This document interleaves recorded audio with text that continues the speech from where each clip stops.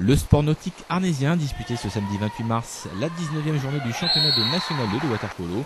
Occupant la 7e place du classement avec 28 points, les Arnésiens recevaient la modeste équipe de Chenov, positionnée elle à la 11e et avant-dernière place avec seulement 5 points. Une belle opportunité en cas de victoire, donc de prendre des points contre une formation qui lutte pour le maintien, mais également de confirmer le dernier et très net succès obtenu il y a 15 jours à Saint-Denis, 10 buts à 4.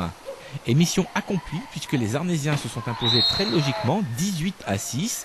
Rentrant très vite dans la partie et s'appuyant sur une très bonne défense, ils ont conservé le ballon facilement au premier quart-temps face à un adversaire à l'effectif réduit.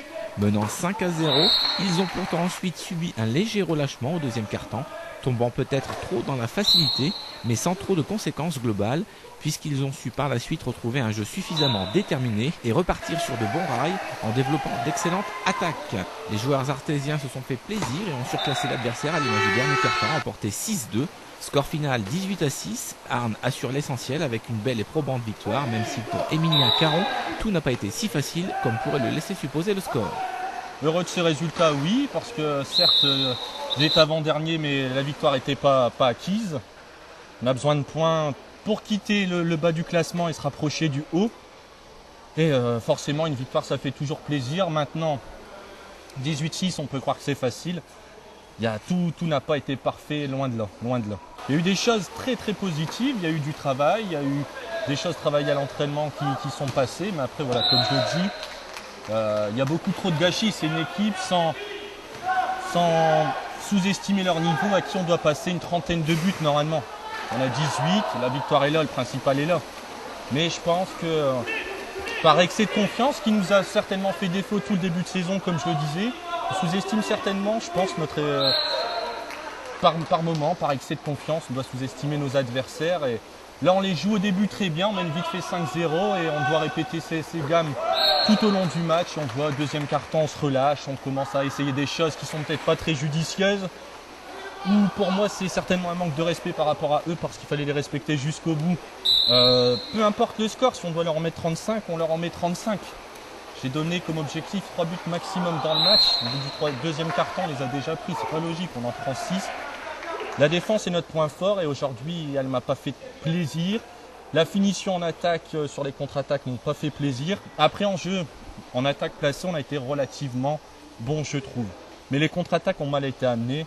Après, il y a des jours avec, il y a des jours sans. La victoire est là et ça reste quand même le principal.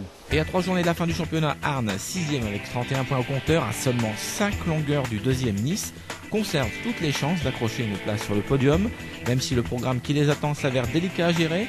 Déplacement à Marseille, puis réception du leader pour leur dernier match à domicile de la saison. Et pour terminer un dernier déplacement chez le 3e, le SNH peut encore espérer figurer parmi les meilleures places de cette fin de saison. Je suis conscient des qualités de mon groupe, je le dis depuis le début de saison et je vais le répéter jusqu'à la fin. J'ai un groupe très très bon, comme on peut le voir malheureusement avec des tempéraments très très durs. Je reste un coach très jeune, je dois encadrer des personnes beaucoup plus âgées que moi, donc il y a aussi des tensions par là je pense. C'est à moi de savoir gérer tout ça et ça commence à aller de mieux en mieux. Maintenant je suis obligé d'y croire, là on va aller à Marseille le 11 avril. Match qui, je pense, va être très délicat. Marseille qui est à un point devant nous, je crois, au classement. Donc voilà, c'est des matchs. Réellement, il nous reste vraiment des gros matchs. Il nous reste Marseille, Charenton chez nous, donc qui est premier. Et ensuite, Thionville. Donc il reste 3 matchs, exactement. C'est à nous de prendre notre destin est entre nos mains. On a les cartes. Maintenant, c'est à nous de savoir les jouer du mieux possible. Ça se passera une rigueur de tout le monde aux entraînements et une rigueur et l'application des consignes en match. Il n'y a pas de secret. Si chacun veut jouer à sa manière et se faire plaisir, on n'avance pas. On doit tous jouer pour le collectif et non jouer pour soi. C'est le message que je leur ferai passer s'ils voient ce petit truc, c'est jouons pour le collectif et jouons pas pour nous. Le plaisir viendra avec la victoire collective.